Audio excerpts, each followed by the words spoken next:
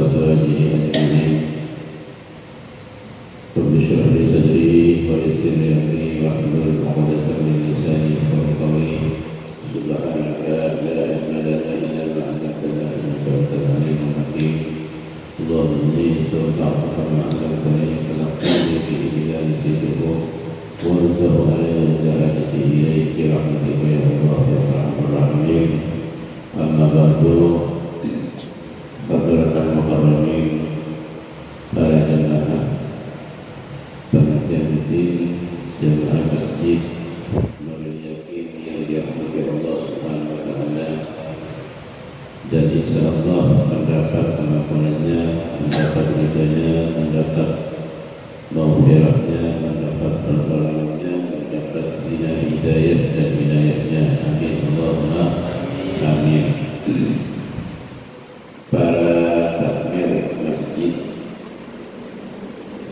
Nurul Yakin dan saudara setia, diperkasai pengajian ini, mudah-mudahan mereka semuanya para takmir masjid diberikan pahala oleh Allah SWT yang istiqamah, yang baik, nantinya bisa dinikmati di mana, di dalam kubur, di mahsyar, di hari-hari proses kiamat insyaallah.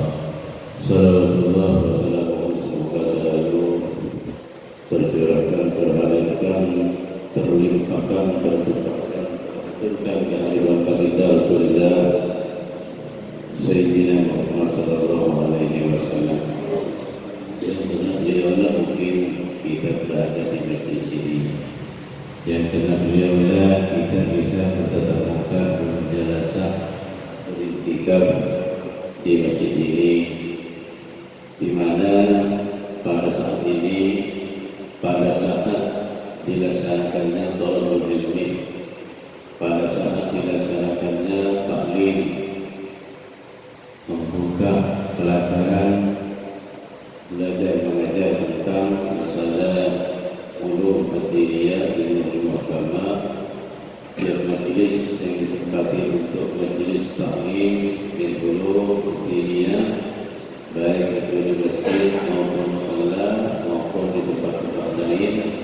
Pada waktu itu oleh Nabi dijuluki atau diberi nama Rawdatul min Riyadil Jannah, kebun-kebunan dari kebun-kebunan surga. Jadi beruntunglah kita sebagai umat Muhammad diberikan petunjuk oleh beliau, masih di dunia kita sudah berada di kebun-kebunan surga. Jadi tidak apa-apa, yang tidak mau tidak apa-apa. Yang mau saya ini, mari masuk ke kebun surga ini. Ini kebun surga ini. Yang beri nama itu bukan siapa? Nabi Muhammad SAW. Beliau memberi pesan kepada para sahabat, "Idza marartum bi riyadil jannah farta'u." Qalu wa ma riyadul jannah ya Rasulullah? Qala majalisul dzikri aw majalisul ilmi aw kama. Kata Nabi, kalau kalian para sahabat lewat lalu di kebun-kebunan surga, farta'u, maka mengambillah kalian sebanyak-banyaknya. Irta'u itu artinya kalau bahasa Maduranya awan, kalau bahasa Jawanya angon, ya angonlah katanya, awanah ini. Artinya apa? Artinya kalau kalian lewat di kebun-kebunan surga, maka ambillah sebanyak-banyaknya, seberat-beratnya dari kebun-kebunan itu. Matur sahabat, apa kebun surga itu Rasul? Kalau ada surga, kebun surga di dunia, Rasulullah menjawab, majalisul ilmi, majalisul dzikri, atau majalisul ilmi, tempat-tempat zikir atau tempat-tempat majelis ilmu, itu disebut Rawdatul min Riyadil Jannah. Bahkan sampai ada ulama yang mengatakan kalau orang ada di majelis ilmi atau di majelis zikir itu bersumpah begini, saya sekarang berada di kebun-kebunan surga. Kalau saya tidak berada di kebun-kebunan surga, maka saya ini istri saya lepas. Ini katanya ulama tidak wajib bayar kafarah dan istrinya tidak lepas, tidak putus tolak. Artinya apa? Majelis ilmu atau majelis zikir itu seakan-akan betul-betul tembus ke surga yang di atas sampai di sini. Hakikatnya secara nyata. Dengan kata lain, siapapun yang kita majelis zikir, yang kita ngaji, kita majelis ilmu, atau siapapun yang senang memberikan nasihat, memberikan pelajaran, memberikan taklim di tempat-tempat seperti ini sama saja di dunia dia sudah berada di surga, apalagi nanti di akhirat. Jadi beruntunglah kita semua dijadikan orang yang sering berzikir, yang sering ngaji, yang sering menimba ilmu agama. Amin Allahumma amin. Itu yang satu. Yang kedua, orang yang senang ngaji itu dan ketika amalnya ditimbang itu secara otomatis amal baiknya ini mungkin lebih berat daripada amal buruknya. Kenapa demikian? Karena pahalanya ngaji itu masya Allah sangat-sangat banyak, sangat-sangat melimpah. Makanya saya sering sampaikan ini, bukan saya ini lupa tidak menyampaikan sebelumnya. Tidak, memang saya ingat sudah saya sering sampaikan ini. Tujuannya apa? Supaya orang itu siap-siap dari sekarang mengkoleksi, mengumpulkan pahala sebanyak-banyaknya. Sebelum begini Pak, kalau kita tidak banyak pahala, nanti kita ini resiko Pak. Resiko nanti kita ketika amal kita ditimbang pasti akan mengalami resiko, akan mengalami bahaya, yang mungkin bisa menyebabkan kita tidak ke surga langsung, tapi masih transit ke neraka. Saya sering katakan dan sering sampaikan bahwa nanti di akhirat amal orang itu macam tiga yang ditimbang. Pertama, orang ditimbang amalnya, amal baiknya masya Allah bagus, amal jeleknya sedikit. Orang semacam itu langsung ke surga, walaupun dia masih ada dosanya. Katakan umpamanya bapak ini, bapak siapa namanya ini? Bapak Anwar. Ini punya dosa umpamanya, katakan dosanya berapa? 10% atau 15%. Ketika ditimbang amalnya nyampe berapa? 85%. Dosanya 15%. Yang 15 itu Pak diampuni oleh Allah SWT. Sudah malaikat jangan direken dosa 15%-nya itu sudah, ini amal baiknya lebih banyak Pak. Sudah masukkan saja ke surga. Kalau saya berlekor, dimasukkan dia ke surga. Dosanya mana? Dosanya diampuni Pak. Ini nas Quran Pak. Fa amma man khaffat fa amma man thaqulat mawazinuhu wa huwa fi isyatil radiyah. Dari ayat dari awal, fa amma man khaffat mawazinuhu fa ummuhu hawiyah. Wa amma man thaqulat mawazinuhu fa huwa fi isyatil radiyah. Ini awalnya. Wa amma man thaqulat mawazinuhu fa huwa fi isyatil radiyah. Adapun orang yang timbangan pahalanya itu berat dalam artian lebih berat daripada amal jeleknya, bahwa fi isyatil radiyah, maka dia itu berada di kehidupan nikmat yang diridhai Allah Subhanahu wa taala. Tapi sebaliknya, wa amma man khaffat mawazinuhu fa ummuhu hawiyah narun hamiyah. Tapi ada orang yang ringan amalan timbang amalan baiknya itu ringan, lebih berat jeleknya lah. Bahwa fa'umuhu hawiyah, maka dia tempatnya itu adalah neraka hawiyah. Neraka hawiyah, neraka hawiyah itu neraka yang paling dalam, yang paling dasar tingkatannya. Apa neraka hawiyah? Narun hamiyah, neraka yang panas. Ini yang pertama. Jadi yang pertama, orang yang amal baiknya ketika ditimbang itu baik, berat, amal jeleknya sedikit, ke bawah 40%, 60% saja, 40% saja amal jeleknya, itu masih langsung ke surga, tidak transit ke neraka. Ini rahmat yang diberikan kepada kita sangat-sangat besar, sangat-sangat besar. 60% amal baiknya Bapak ini ditimbang, amal jeleknya 40%. Alhamdulillah Pak, sampai masih langsung ke surga, tidak transit ke neraka. Langsung ke surga, tidak transit ke neraka. Ini yang kedua.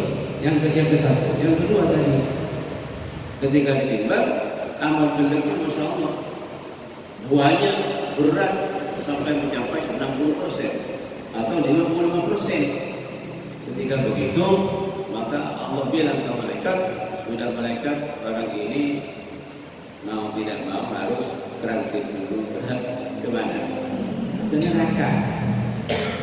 Transit dulu ke neraka. Kenapa? Amal jeleknya dia lebih banyak. Amal jeleknya lebih banyak. Sampai kapan?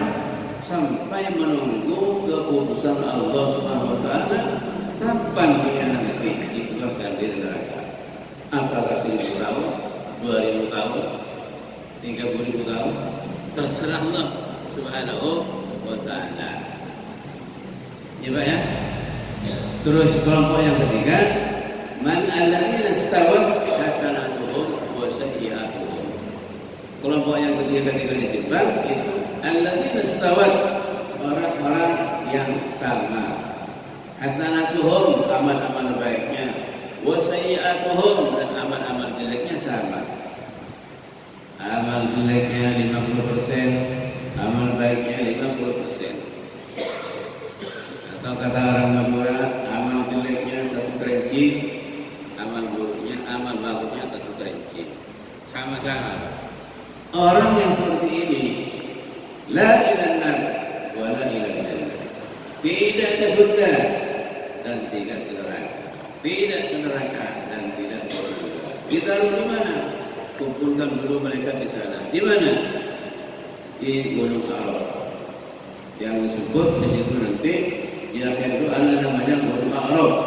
Ditaruh di situ nanti orang-orang seperti ini. Banyak, mungkin itu lebih banyak dengan yang masuk surga mungkin itu.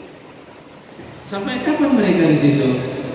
Ila ayyashallah, sampai Allah berkehendak dimasukkan neraka atau surga, tergantung putusan Allah Subhanahu wa taala. Tergantung putusan Allah Subhanahu wa taala, ya. Orang-orang yang sama baiknya 50%, jeleknya juga 50%, maka dia nanti tidak ke surga dan tidak ke neraka. Kita Gunung Araf nunggu putusan Allah Subhanahu wa taala. Kalau Allah SWT memutus Mufitu ini harus ke surga, maka dia ke surga. Kalau Allah mufitu dia harus ke neraka, maka dia ke neraka. Pertanyaannya sekarang, kita mau ikut kelompok yang mana? Yang langsung ke surga, atau yang transit dulu ke neraka 1000 tahun, atau yang nunggu masyiah dari Allah, kehendak Allah SWT. Tentunya kita harus memilih yang pertama tadi, Pak. Kita memilih kelompok yang lebih banyak amal baiknya, kita tidak transit ke neraka dulu, langsung ke mana? Langsung ke surga. Itu Pak yang kita pilih, Pak. Betul. Semuanya milih itu kan? Nah, kalau kita sepakat memilih itu yang pertama, perbanyaklah pahala. Koleksi pahala, kumpulkan pahala sebanyak-banyaknya. Cara untuk mengumpulkan pahala sebanyak-banyaknya. Paling gampang, paling mudah, paling tidak sulit. Ini Pak, ngaji. Ini paling banyak pahalanya.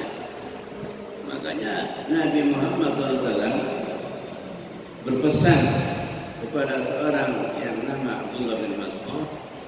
Ya bin Mas'ud, wahai bin Mas'ud, julusuka sa'atan fi talabil ilmi khairun min an tusalli al-fardhatain. Kata beliau, kama qala, hei bin Mas'ud, duduknya kamu itu di tempat majelis ilmu sebentar saja, sa'atan, sebentar, khairun min an tusalli al-fardhatain, lebih baik daripada kamu sholat 1000 rakaat. 1000 rakaat. Buat sholat 1000 rakaat. Siapa yang bisa? Sehari semalam 10 rakaat, ada yang kuat? Barangkali itu yang bisa itu kuat. 1000 rakaat, lututnya kuat. Tidak ada banyak kuat. Walaupun kiainya tidak kuat. Apalagi yang bukan kiainya. Saya tidak kuat. 1000 rakaat, Masya Allah. Witir saja 11 rakaat, jarang melakukan segitu, paling-paling 3 rakaat.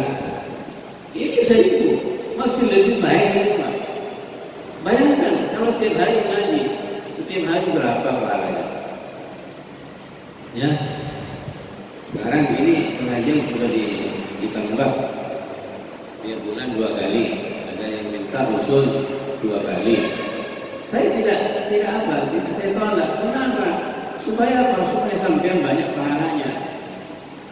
Nanti supaya bersama-sama kita tidak usah transit masuk ke mana? Masuk ke neraka, langsung ke surga Allah Taala.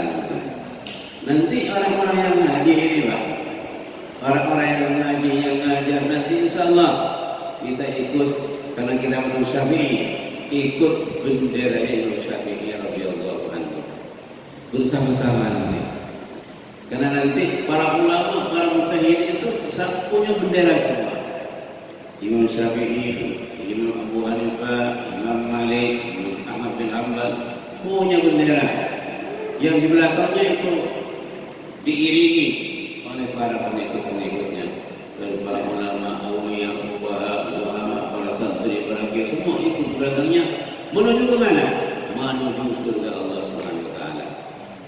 Amin Allahumma amin. Sekali lagi, perbanyaklah amal-amal saleh, termasuk yang paling mudah memperbanyak pahala ini adalah ngaji. Ngaji masih diberi air, kalau haus langsung minum kan, kipas nyala, AC nyala, semuanya dingin. Daripada kita di sawah, di ladang, di panasan dan seterusnya, lebih baik di masjid sebentar saja, paling 1 jam kita duduk di sini. Ya, paling 1 jam.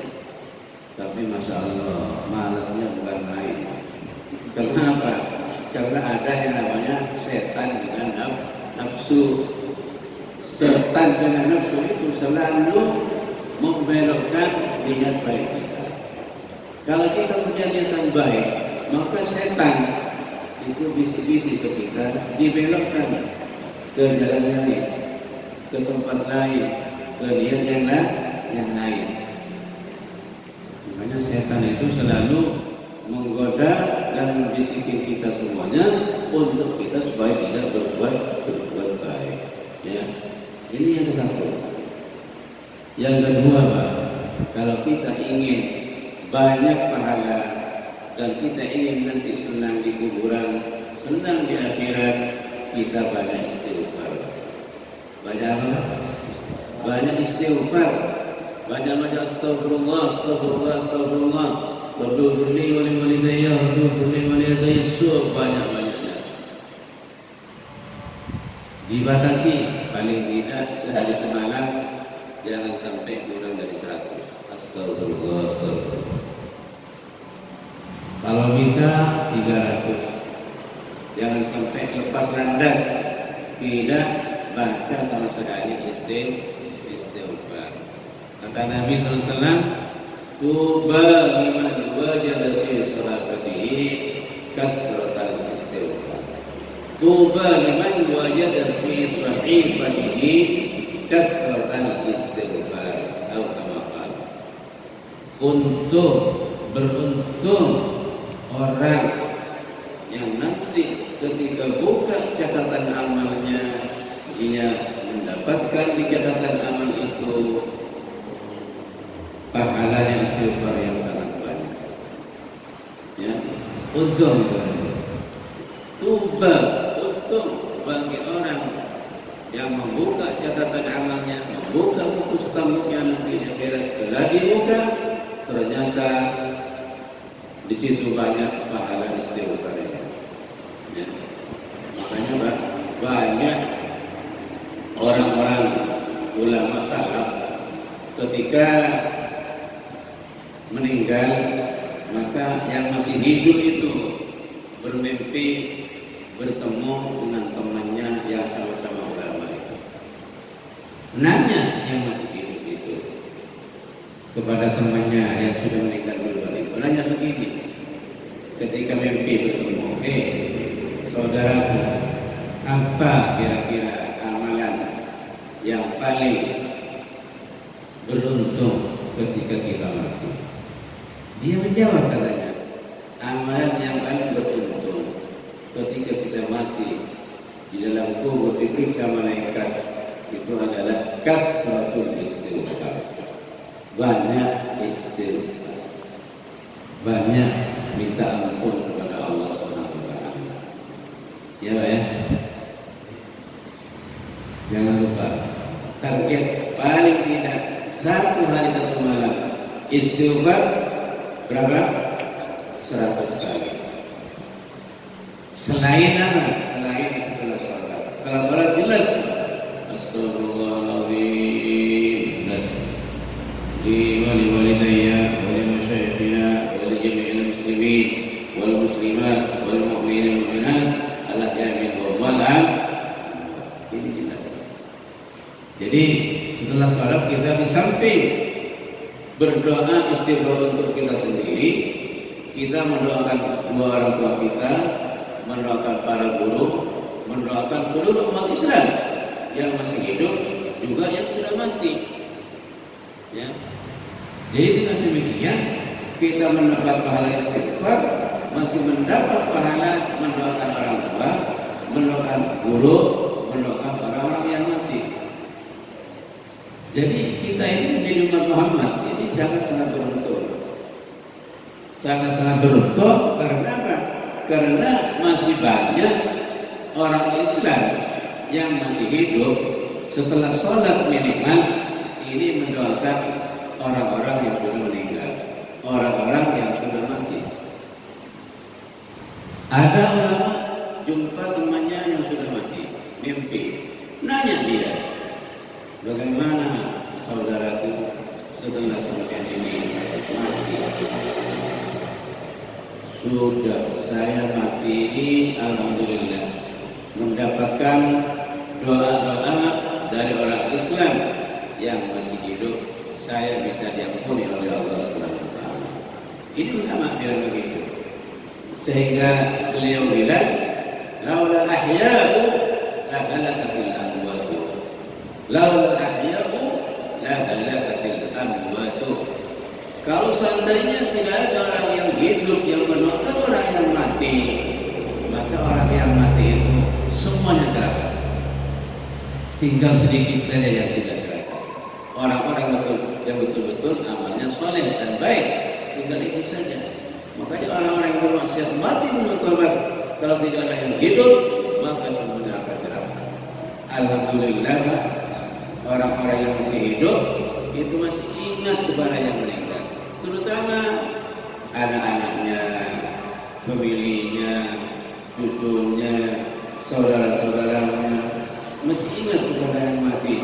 Walaupun 1 kali istighfar setelah salat tidak akan pernah lupa. Untuk orang tua, guru, pemilik semuanya dan orang Islam. Karena di situ ada sebutan al-ahya'i minhum wal amwat. Ya Allah, ampuni seluruh orang Islam, baik yang hidup maupun yang mati. Ya.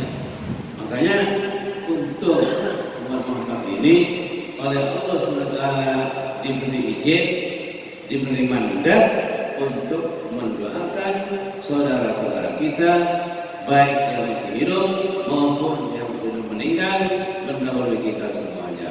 Amin Allahumma amin. Oleh karena itu, mari kita melalui pengajian ini selalu kita niat taubat kepada Allah Subhanahu wa taala. Selalu niat taubat. Daiman kita harus niat taubat. Kita salat niat taubat kepada Allah Subhanahu wa taala. Kita baca salawat niat taubat kepada Allah Subhanahu wa taala. Kita sedekah niat taubat kepada Allah Subhanahu wa taala. Kita baca tasbih niat taubat kepada Allah Subhanahu wa taala. Kita ngaji niat taubat kepada Allah Subhanahu wa taala. Kita ngajar niat taubat kepada Allah Subhanahu wa taala. Artinya apa? Di setiap kita ibadah kepada Allah Subhanahu wa taala, mari kita dengan niat yang ikhlas dan kita dengan niat yang dengan taubat kepada Allah Subhanahu wa taala. Kenapa? Karena tidak ada yang tahu kapan kita meninggal, kapan kita mati, kapan mereka mau datang kepada kita untuk mencabut nyawa kita. Makanya kita harus selalu niat taubat. Supaya apa? Supaya kita ini meninggal mati dalam keadaan taubat kepada Allah Subhanahu wa taala. Tidak ada dosa dan noda yang kita tinggalkan sebelum kita mati ini. Makanya harus kita banyak istighfar. Kita banyak istighfar. Jangan sampai kita lalai. Luzumut taubat, kita harus banyak istighfar. Nabi Adam saja yang mungkin beliau melakukan pelanggaran yang sudah ditakdir oleh Allah Subhanahu wa taala sebelum diciptakan beliau oleh Allah beribu-ribu tahun, beliau masih bertobat kepada Allah Subhanahu wa taala.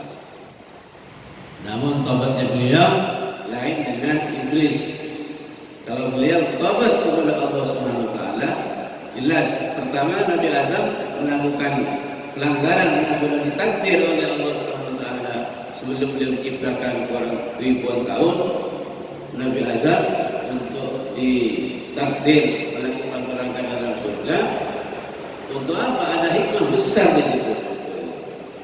Jadi mungkin sampean jangan komplain, kenapa sih Nabi Adam itu kok melakukan dosa di dalam surga yang bisa menyebabkan kita semuanya ada di luar surga.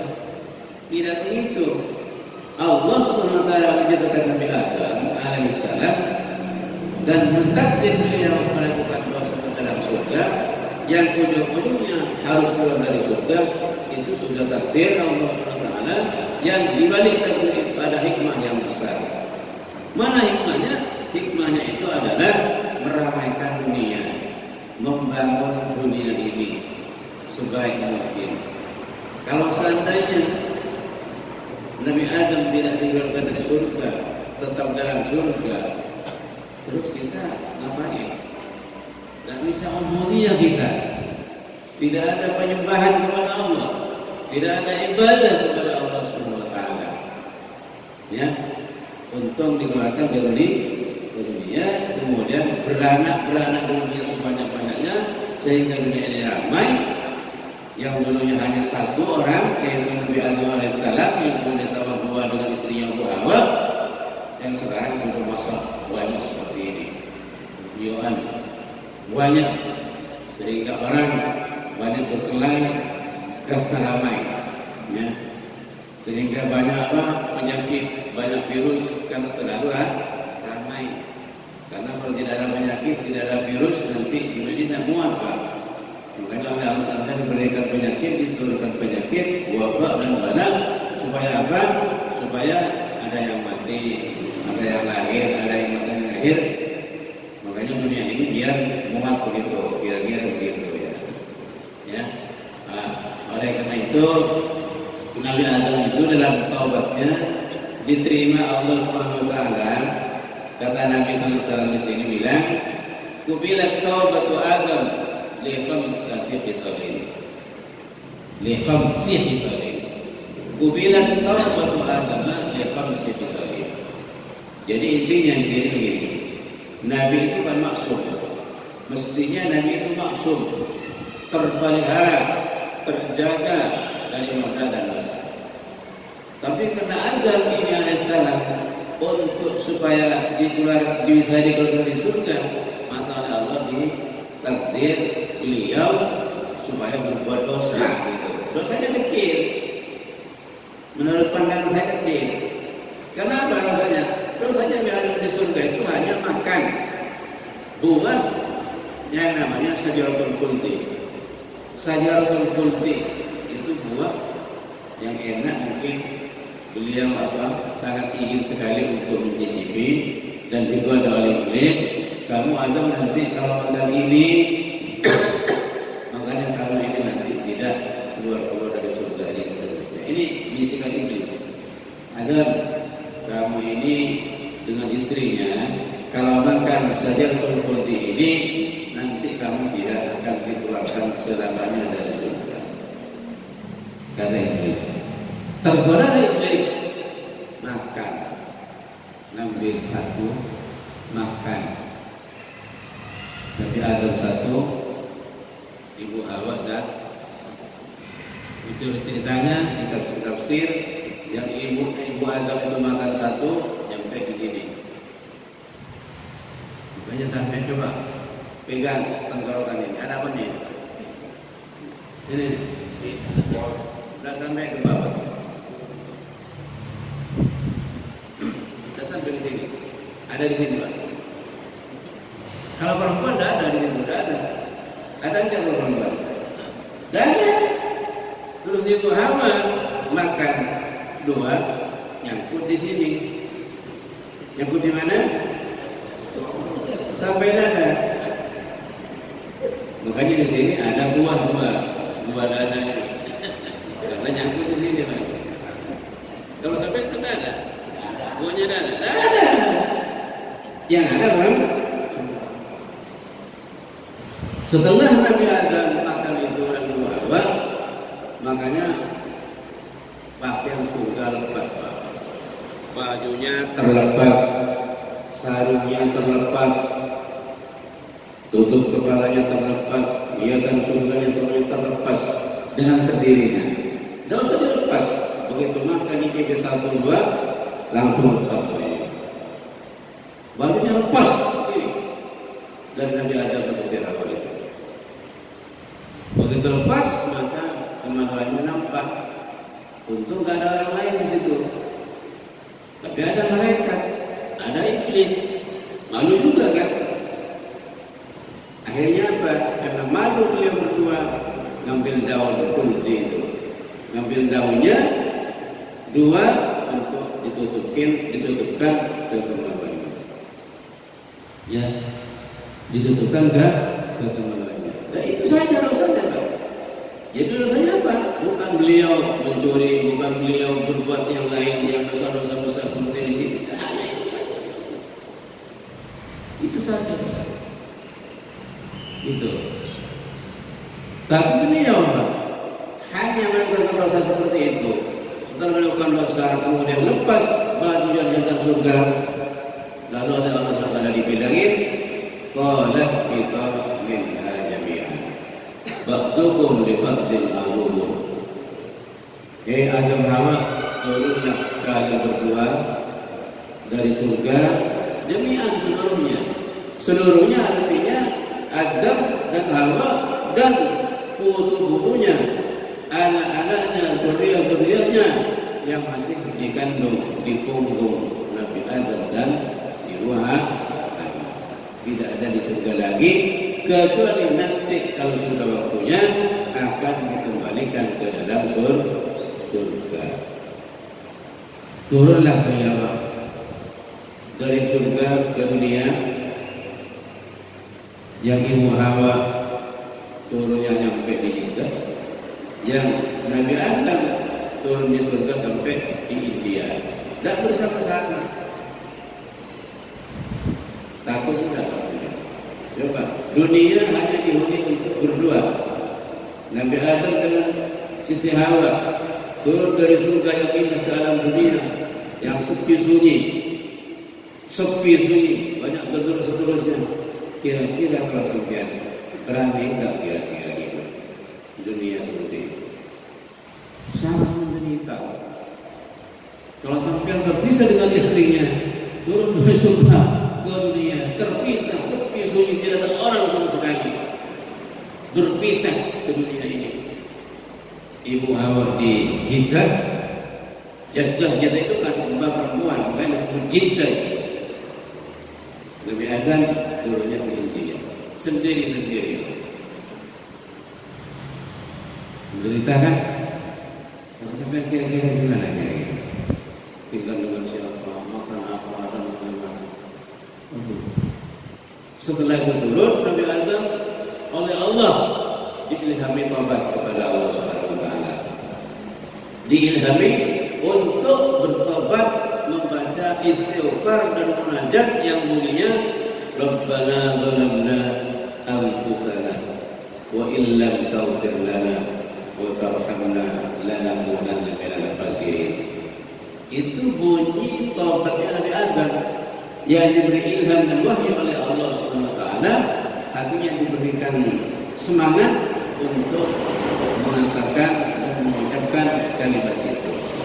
Rabbana zalamna anfusana wa illam taghfir lana wa tarhamna lanakunanna minal khasirin. Begitu diilham itu, maka Allah menerima taubat Nabi Adam alaihi salam. Fataba alaihi wa hada, ayat. Kemudian Allah mentobati atau menerima tobatnya beliau Nabi Adam bin Hawa wa hada, dan beliau berdua diberikan petunjuk oleh Allah Subhanahu wa taala.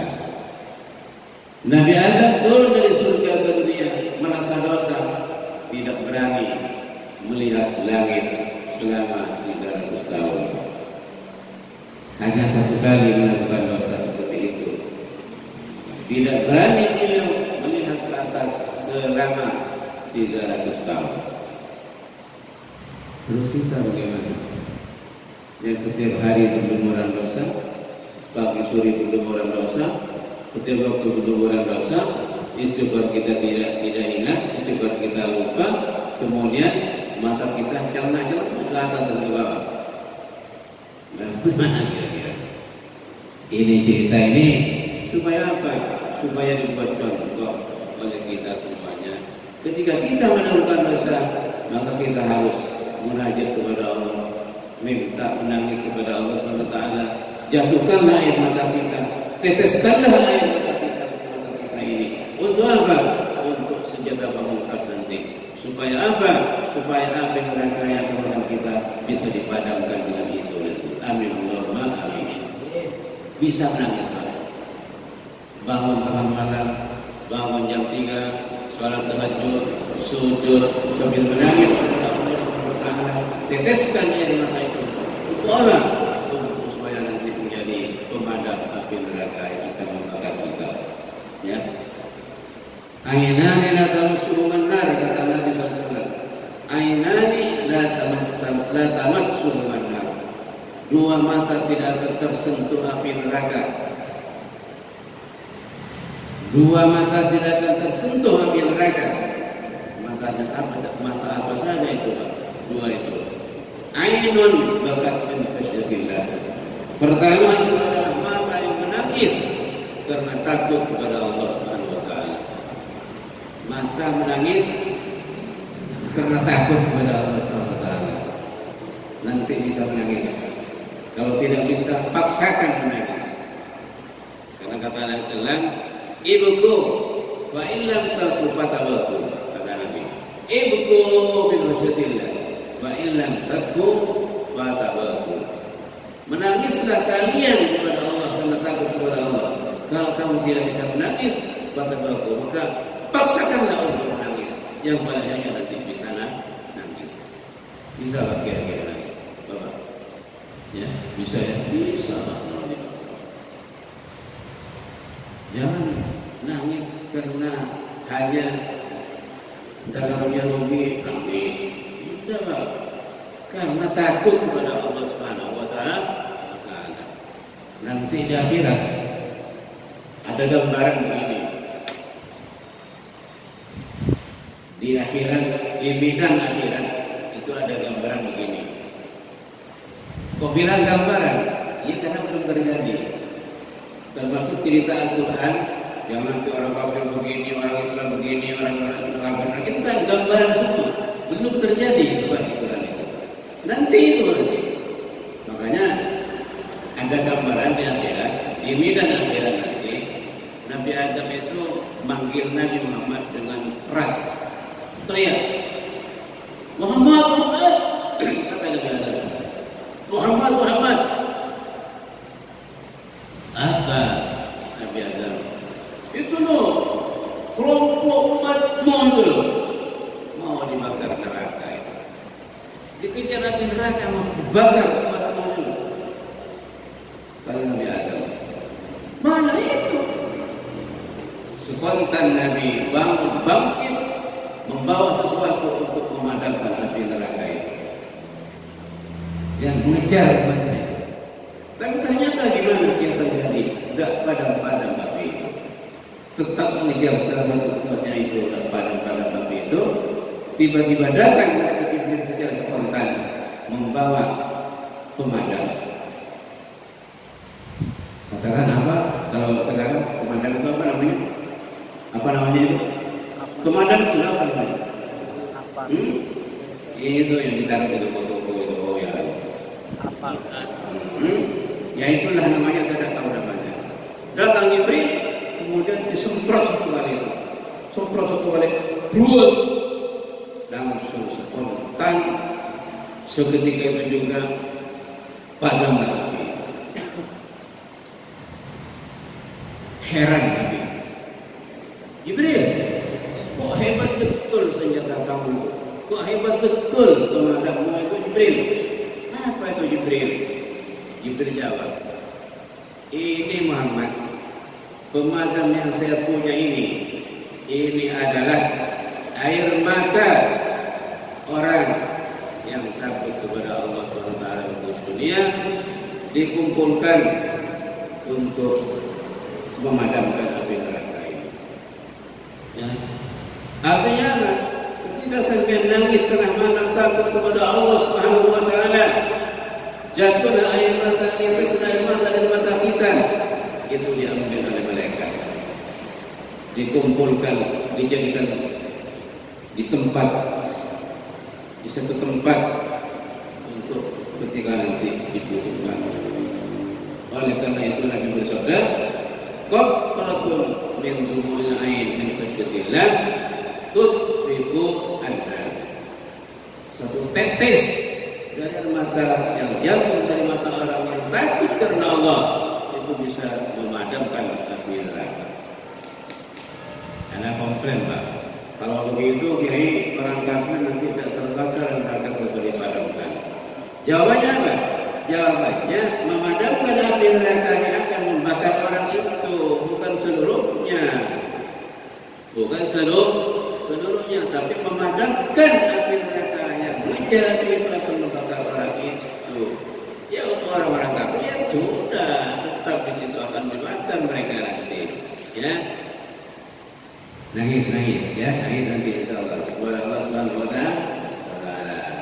Makanya Nabi Adam ini tobatnya seperti itu, menangis kepada Allah Taala dengan mengatakan Rabbana zalamna anfusana wa in lam taghfir lana wa tarhamna lanakunanna minal khasirin. Kata Nabi di sini, bila taubatu Adam alaihissalam liman sabit. Taubat Nabi Adam diterima Allah itu karena 5 hal. Pertama, kenapa diterima Nabi Adam taubatnya?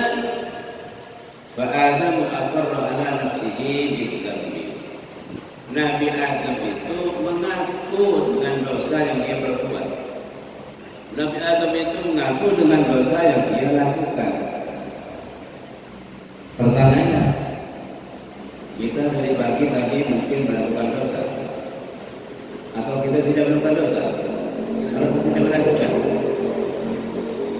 Ketika kita merasa melakukan dosa, maka harus diakui bahwa tadi pagi satu hari ini penuh, saya mungkin atau sampean ini pernah melakukan dosa tadi. Dosa apa? Ya, periksa saja dosa apa. Apakah dosanya mulut, membicarakan orang lain, menggunjing tetangga, menghina orang lain, menjelek-jelekan orang lain, dan seterusnya.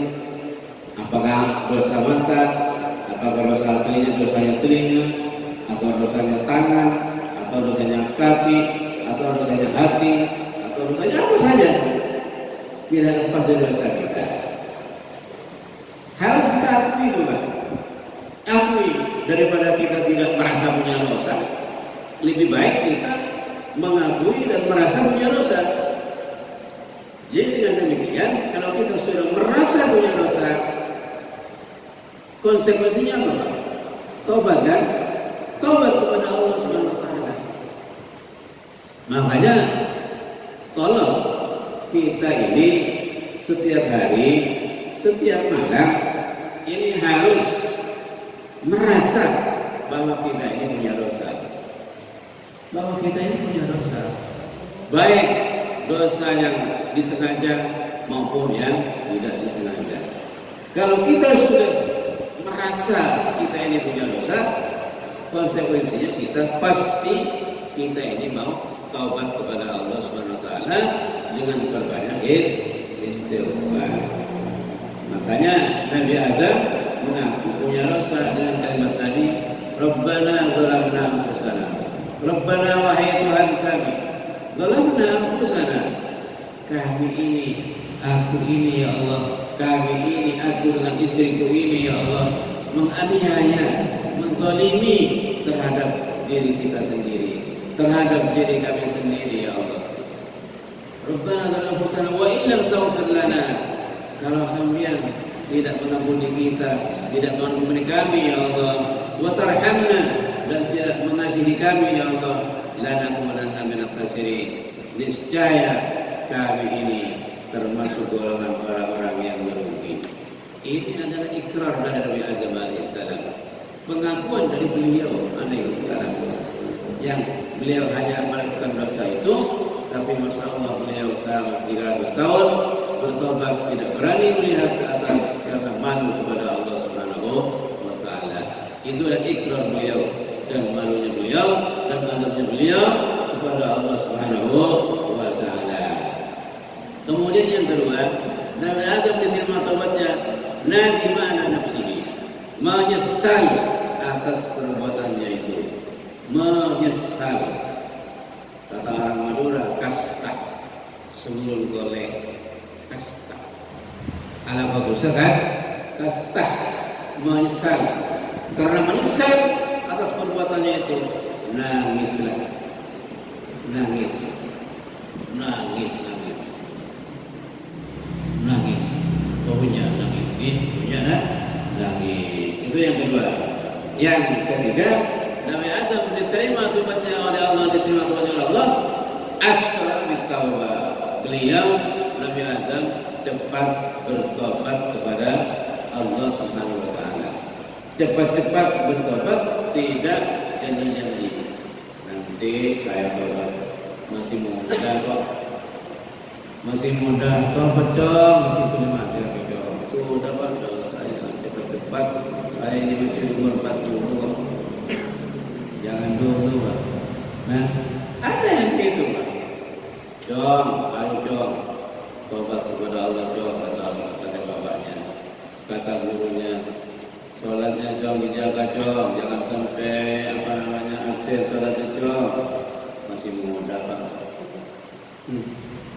Kira-kira orang yang seperti ini apakah sudah jumpa dengan malaikat maut, sudah tawar-menawar, kapan waktunya dia mati, kapan waktunya dia sakit, atau sudah begitu?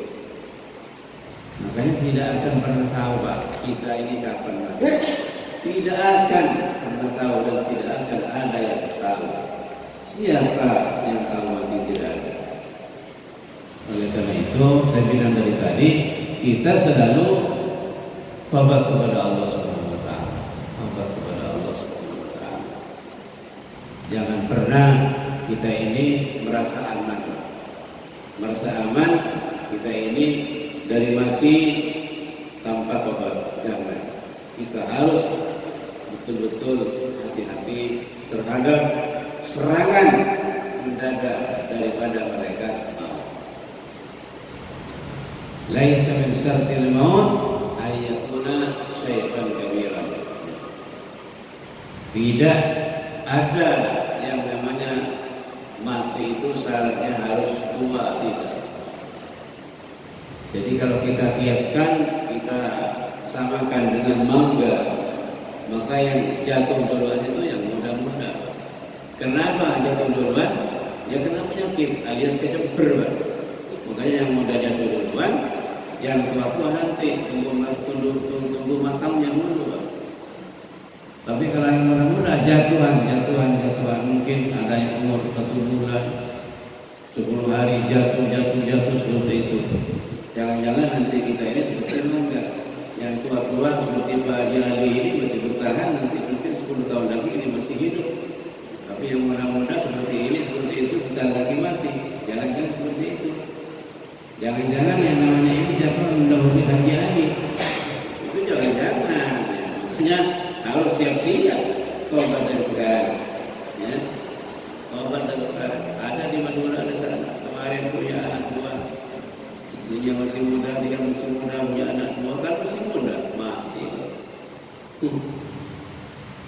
Kalau itu kan sudah agak tua, kan? Makanya kita hati-hati lah. Insya Allah malaikat ini tidak pilih tempat, tidak pilih waktu. Kalau sudah waktunya biar di kandang ayam mati, Pak. Kalau sudah waktunya di atas bis, tepat nyupir itu mati, Pak. Ada cerita di Probolinggo, Pak, 5 tahun yang lalu. Begini, supir Akas itu mati di setelnya.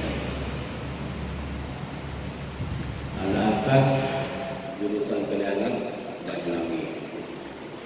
Salah satu penumpangnya itu orang Cina.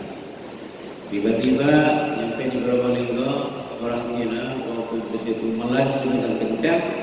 Pak supir, tolong berhenti. Apa, Pak? Saya mau kencing. Berhentilah di situ, supir itu berhenti. Lalu orang itu yang mau kencing turun di atas kas itu, dan sampai turun. Setelah turun, ya kencingnya. Si supir itu tidur begini ke setirnya. Sandara ke setir begini. Nendek. Setelah orang itu kencing selesai, naik ke atas bis, dibangunin. Baik, Pak, sudah selesai, Pak. Tidak bergerak. Dibangun, tidak bergerak. Tahu-tahu dilihat mati dulu. Mati di setir itu begini.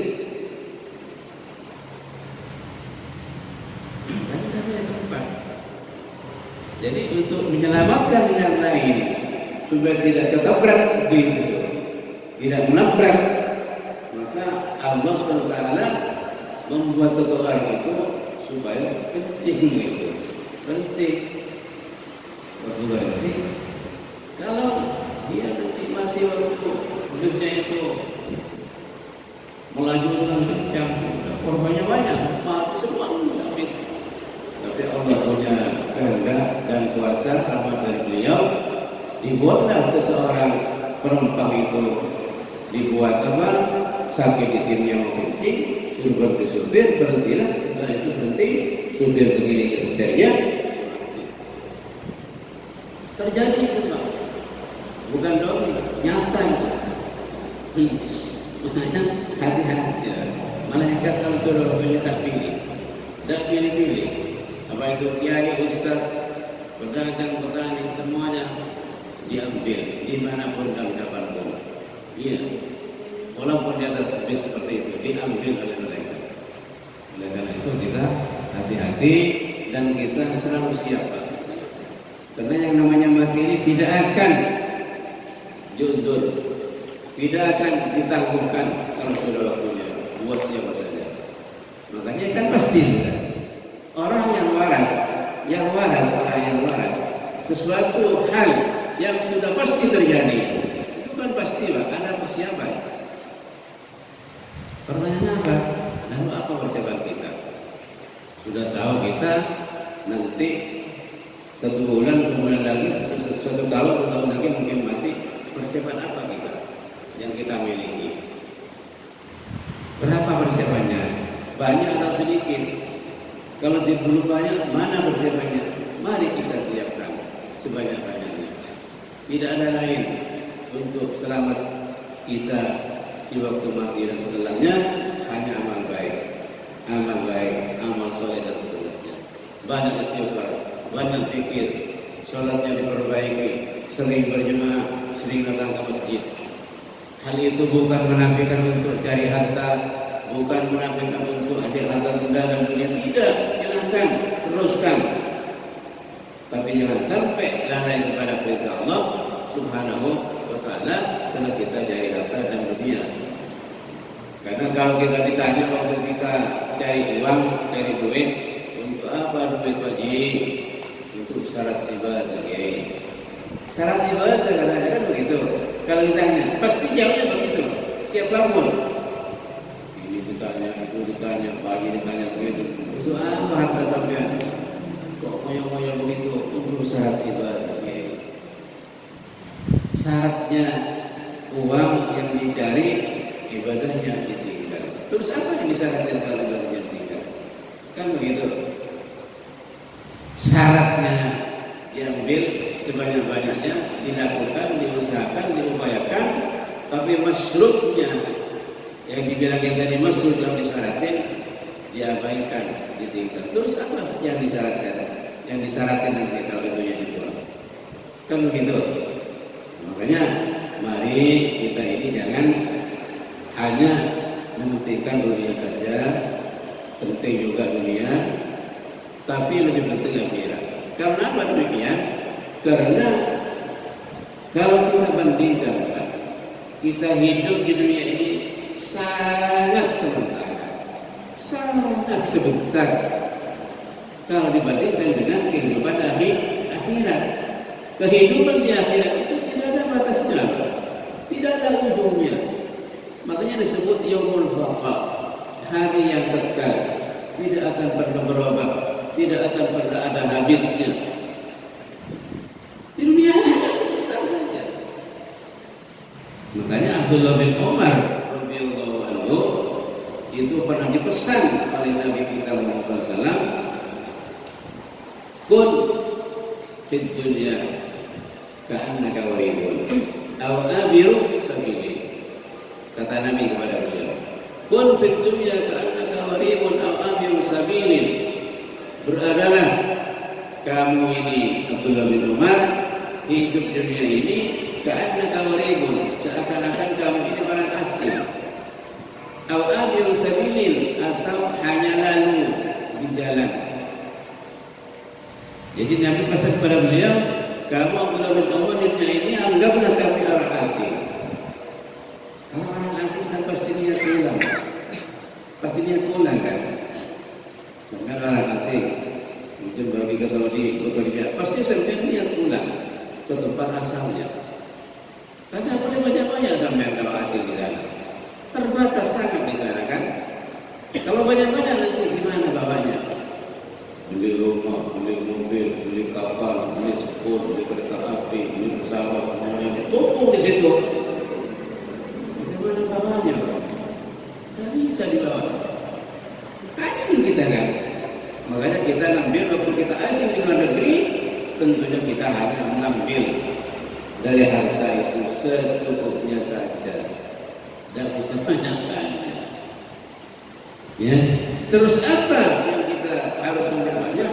Yang harus kita ambil banyak nanti proses ketika kita nanti kembali ke tempat asalnya. Ke tempat asal kita di mana? Ya, di akhirat. Di akhirat itulah kita harus banyak bekal, tumpuk sebanyak-banyaknya, kumpulkan sebanyak-banyaknya untuk tempat yang asli itu, gitu ya. Makanya Rasulullah SAW, kun fid dunya ka'annaka waribun. Yang kedua, lebih kecil lagi, awal sabilin. Atau kamu Umar, kamu di dunia ini anggaplah kamu ini hanya lewat saja. Kalau hanya lewat, berarti tidak ngambil itu, ya. Mungkin ngambil hanya singgah sedikit, menghilangkan keringat, menghilangkan capek, berhenti sebentar, atau ambil air dari tujuh minum. Kalau ibarat orang musafir, kemudian lalu sudah berangkat lagi. Ini termasuk yang kedua ini adalah orang yang sangat-sangat memperhatikan betul kehidupan di akhirat, hanya dianggap lewat saja. Mungkin bekalnya untuk dunia itu lebih kecil, lebih sedikit daripada yang tadi orang asing itu. Kalau orang asing itu kan mungkin bisa 10 tahun, bisa 5 tahun, bisa 20 tahun kan begitu. Tapi kalau hanya lewat, itu artinya orang-orang yang sekarang itu mungkin masih ada orang-orang yang sangat jauh dari kehidupan dunia, hanya mementingkan akhirat saja, mengambil dunia hanya sangat-sangat sedikit. Ada gitu sekarang ya. Ada masih ada. Kalau dulu di Madura ya pakai Muhammad Madura, belakang dulu. Boleh di sini nggak ya? Soal ini gambar besar. Soal ini gambar besar. Mungkin sampai mungkin tak nih, ini gambar besar tak campur. Ikan dibaci aja. Ikan. Tak ada kalau mereka besar. Nomor tebel dia semua emas, alos, pengawasan merah. Berdasarkan ikatan itu bukan dari apa itu betulnya membesar lagi.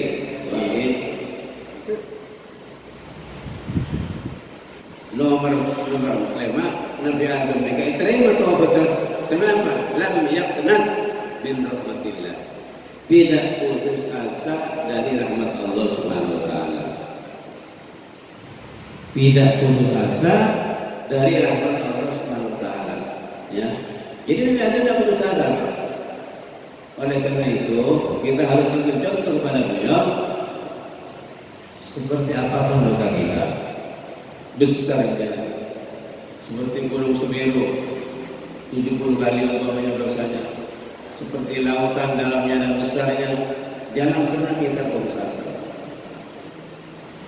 Sebesar apapun dosa kita berbuat, lebih besar rahmat Allah Subhanahu wa taala. Sedalam apapun dosa kita yang kita lakukan, sedalam lautan sedunia ini dosa kita, masih lebih besar pengampunan Allah Subhanahu wa taala. Ya, oleh karena itu jangan sampai kita putus asa. La ta'asu min rahillah, kata Allah. La ta'asu min rahillah, innahu la ya'asu min rahillah illa al-qawmul kafirun. Jangan kalian semua ini putus asa dari rahmat Allah. Tidak ada orang yang putus asa dari rahmat Allah kecuali orang-orang kafir. Ingat, jangan putus asa, tapi jangan meremehkan. Ingat ini. Jangan putus asa dari dosa yang diperbuat, tapi jangan meremehkan dosa yang kecil, sekecil apapun. Paham ya?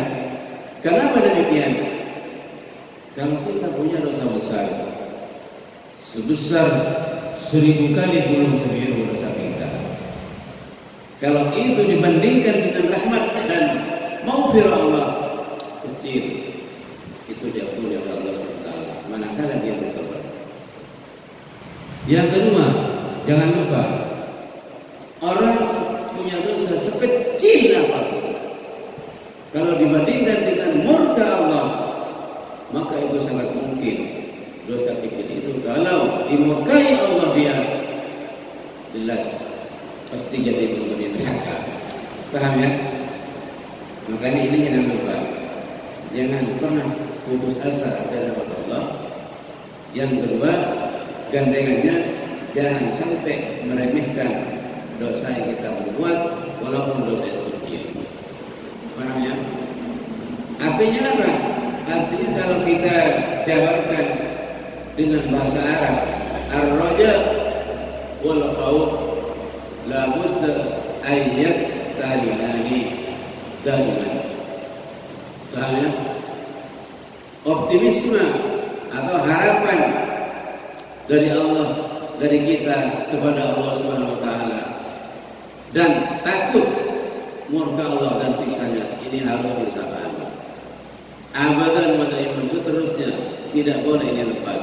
Karrosi wal jasad, bagaikan kepala dan badan, tidak boleh lepas, harus bersamaan. Tidak ada ceritanya orang hidup tanpa kepala. Betul tak? Orang hidup tanpa kepala ada. Begitu juga tidak ceritanya kepala hidup tanpa badan. Kalau orang suruh kepalanya tidak ada, pasti mati. Kalau orang suruh badannya tidak ada tiga kepala, pasti mati. Dua-duanya mati. Begitu juga kalau orang hidup hanya rojok saja, optimismenya besar, tapi tidak takut kepada Allah Subhanahu wa taala. Konsekuensinya apa? Konsekuensinya dia malas sholat, malas tahlil, malas baca Quran, malas ibadah. Karena apa? Optimisnya terlalu besar. Oh, biarlah ada apa-apa, biar saya agak sholat. Ramadan kan besar, nanti saya dikasih Allah.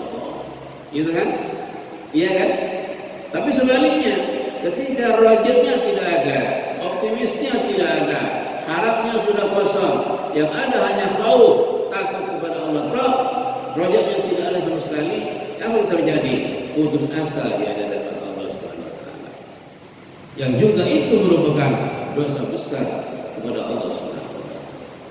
Makanya optimisme, takut, cemas ini harus bersamaan, tidak boleh lepas salah satunya dengan yang lain. Jelas ki? Ngerti kali? Kecuali nanti kalau sudah menjelang maut, Pak. Menjelang maut, sampai kalau mendekat orang menjelang maut, jangan kita takut-takuti loh, Pak ya. Ini pesan Nabi ini. Makanya kalau menjelang maut orang itu, ini harus membesar rojaknya, harus membesar optimismenya daripada khaufnya, daripada takutnya. Makanya jangan sampai keliru. Kalau sampai punya teman, punya tetangga mau meninggal, mau mati, ditakut-takuti. Bos kamu ini banyak dosa. Sekarang kamu mau mati, hati-hati kamu. Jangan, Pak. Jangan. Kalau orang sudah mau mati banyak dosanya, insya Allah, walaupun kamu ini banyak dosa, Allah Maha Pengampun, Maha Pengasih, dan Maha Penyayang. Insya Allah dosa-dosa kamu ini akan diampuni oleh Allah Subhanahu wa taala. Gitu kan, Pak? Supaya apa? Supaya dia punya harapan ke Allah Subhanahu wa taala. Jelas ya? Jangan sampai begitu nanti ya. Kasihan, Pak. Kasihan. Supaya apa? Punya harapan. Punya harapan ke Allah Subhanahu wa taala sehingga beliau dia nanti matinya tidak putus asa dari rahmat Allah Subhanahu wa taala.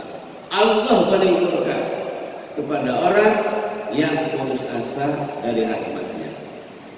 Kenapa kok begitu? Iya, karena berarti kalau Allah sudah dianggap tidak akan mengampuni dosanya yang besar, dia itu dosa dia yang besar tidak bisa diampuni, itu berarti dia sudah suudzon kepada Allah Subhanahu wa taala. Sedangkan Allah Subhanahu wa taala itu berfirman dalam ayatnya, wa inni laghaffarun liman taba. Sesungguhnya aku ini betul-betul sangat-sangat mengampuni kepada orang yang betul-betul taubat. Ya. Wa inni laghaffarun liman taba. Sesungguhnya aku betul-betul mengampuni kepada orang-orang yang betul-betul taubat. Ada cerita, Pak, sedikit di kitab Riyadhus Shalihin. Imam Nawawi menyitir sebuah hadis dari riwayat Muslim, Sahih Muslim. Ada orang bajingan yang memang senang melakukan dosa. Sampai-sampai dia itu dari senang melakukan dosa, sampai-sampai dia itu kerjaannya merampok, membunuh, merampas, membunuh orang terusnya, sampai-sampai dia membunuh orang berapa? 99 orang dibunuh. 99 orang Akhirnya dia itu punya perasaan mau tobat kepada Allah. Saya ini sudah terlalu banyak bunuh orang, katanya. Merasa begitu. Saya ini mungkin hampir mati. Sekarang saya mau tobat kepada Allah SWT.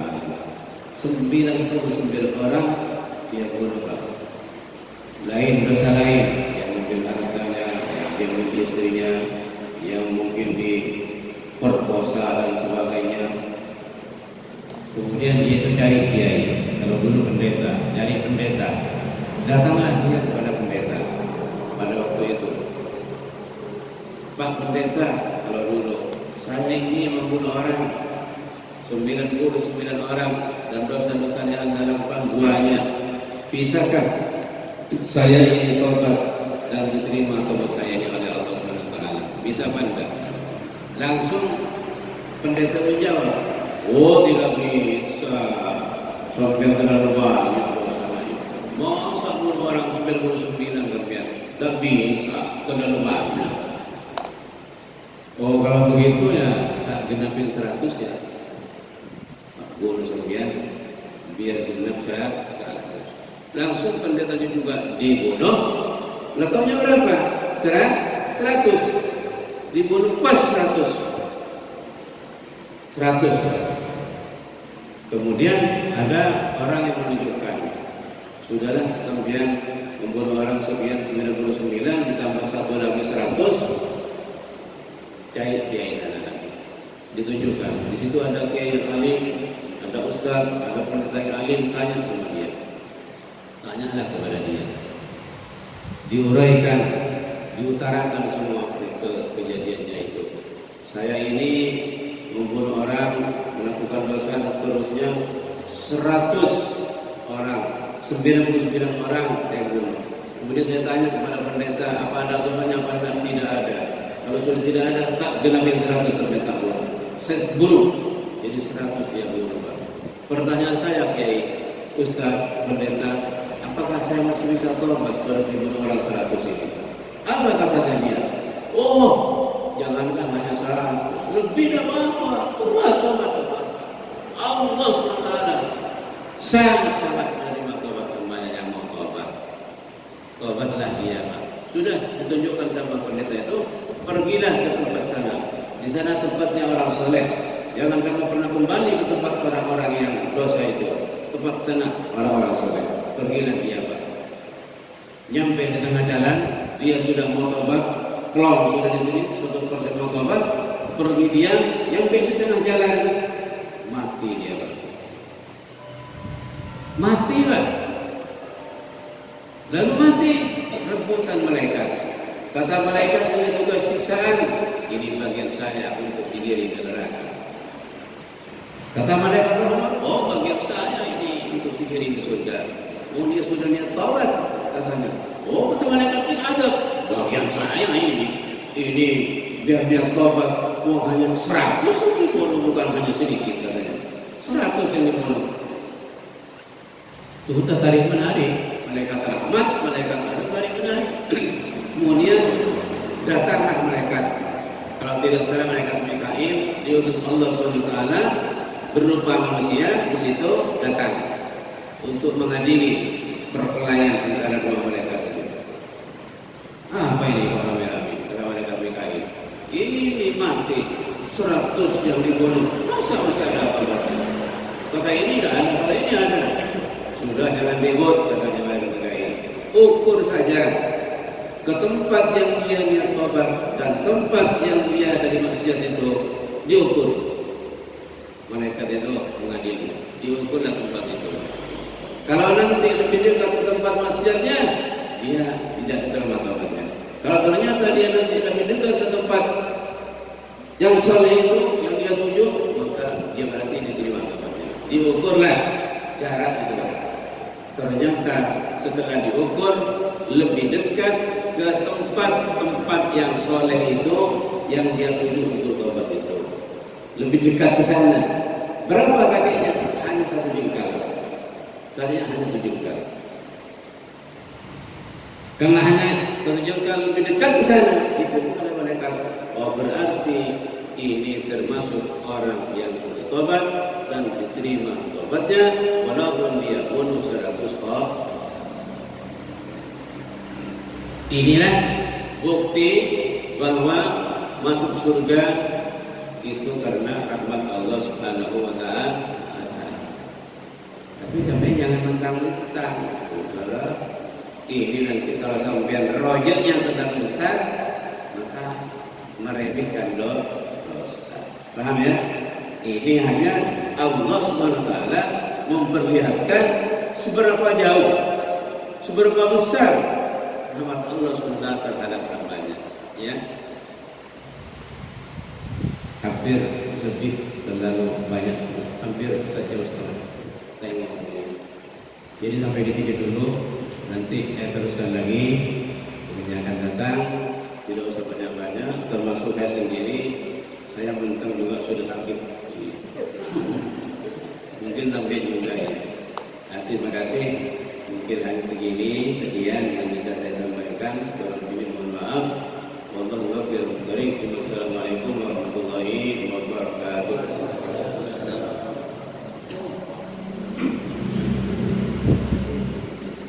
Kalau ada pertanyaan diperkirakan 5 menit, kasih waktu ruang.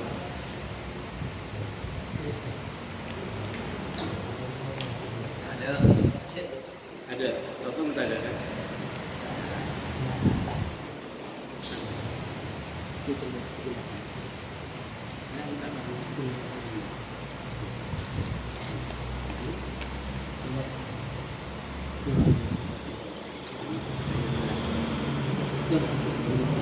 Dua imata la hadis bila orang itu terbaik.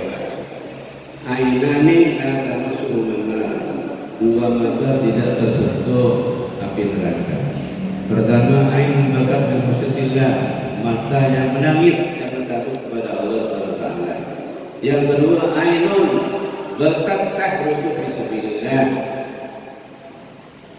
Yang kedua itu mata yang menjaga tidak tidur, tangi-tangi ajaga perang sabilillah, ajaga umat takut syirik, ajaga umat takut celaka, ajaga umat takut murtad. Jadi kalau begini ini termasuk bukan hanya orang yang berperang. Jadi orang yang melek-melek, jarang tidur, menjaga perang di perbatasan, takut dilabrak oleh orang kafir, ini termasuk. Kemudian kedua termasuk menjaga umat manusia, menjaga umat Muhammad, takut apa? Takut menjadi murtad. Makanya digalakkan pengajian, digalakkan pendidikan agama, dibangunlah madrasah, dibangunlah pondok-pondok, dibangunlah panti-panti asuhan, dibangunlah tempat-tempat lembaga-lembaga pendidikan, baik formal maupun non formal seterusnya. Itu termasuk di situ. Jadi orang yang peduli pendidikan agama demi menjaga umatnya, demi menjaga umat Islam takut murtad dan takut masuk neraka, itu masuk di sini. Orang yang payah, yang letih, susah payah, jarang tidur, melatih umat, membina umat, membina pendidikan, menjaga pendidikan, menjaga pesantren dan seterusnya, masuk di sini. Insya Allah kalau terima amalnya nanti tidak akan tersentuh api neraka. Amin Allahumma. Cukup ya? Sudah